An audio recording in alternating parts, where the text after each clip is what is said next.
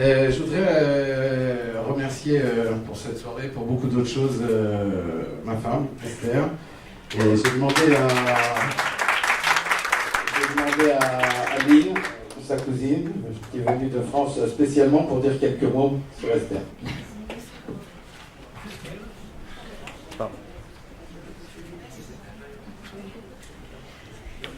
Il m'a été demandé de vous parler d'Esther en 2 minutes. Tâche bien ingrate et difficile. Elle est née à Paris, dans le quartier du Marais, terre boueuse, ce qui explique qu'elle a dû chasser les moustiques et plus tard les loustiques en tout genre qui parasitaient sa vie. Une killeuse en somme. Mais à l'image des pionniers arrivés en Israël, elle a bâti et construit sa famille avec force et courage, qualité nécessaire à tout volontaire de l'Alia. Elle porte un nom célèbre, Bokobza, comme la bourra. Et oui, la blague est bien facile. Pourtant, je vous assure, personne mieux qu'Esther n'incarne mieux ce nom. Ça y est, Esther, ils te prennent tous pour une alcoolique. La bourra ne se laisse ni diluer, ni assagir. Comme elle, Esther est forte en gueule et éveille les passions, qualité utile pour défendre les grandes causes de l'Alia. Mais gare à celui qui tenterait d'en abuser. Sous son air doux et transparent, cet alcool, c'est une bombe, glacée dans le verre, et pourtant si brûlant de chaleur à la première gorgée. Coriace, avec ses 37 degrés, elle enivre ceux qui l'approchent d'un peu trop près. À voir l'état de Michael, on comprend bien des choses. Présente à chaque occasion de réjouissance, on ne s'en lasse pas.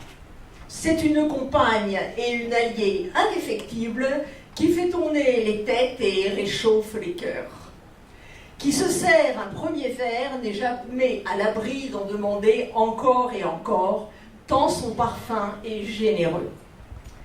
Avec sa chevelure de jais et ses courbes harmonieuses, pulpeuses et douces, elle me fait penser au verger d'olivier dont on extrait la fameuse huile, riche en goût, corsé ou subtil, assaisonnant tout ce qui l'entoure. Esther est aussi un prénom qui a un passé biblique, la reine Esther bien sûr. Une femme capable de tenir tête avec ses valeurs d'entraide, de loyauté, de rigueur morale.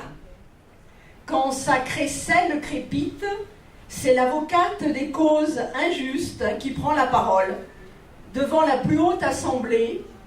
Et là aussi, elle est écoutée avec respect et réussit ses missions difficiles de fédératrice d'idées. Son optimisme et sa persévérance en font une femme unique. Esther vient en hébreu de la racine satar, qui veut dire caché. Son dévouement a cette coloration. Elle est pourtant incontournable, et comme la reine, elle est l'héroïne du cœur de Michael, car de Bokobza, elle est devenue Blum, qui veut dire fleur en allemand. Elle a ouvert les cœurs de ce bouquet de fleurs ashkénazes. Tout comme le soleil est essentiel à l'ouverture des pétales, Esther est le pollen de la vie de Michael, elle est son nectar. Telle une abeille, elle fertilise la terre où pousse cet amour des fleurs qui l'entourent, avec son eau de vie incomparable. Esther, tu es merveilleuse et je t'aime. Et celui qui fête ici son anniversaire a le même message, mais au centuple.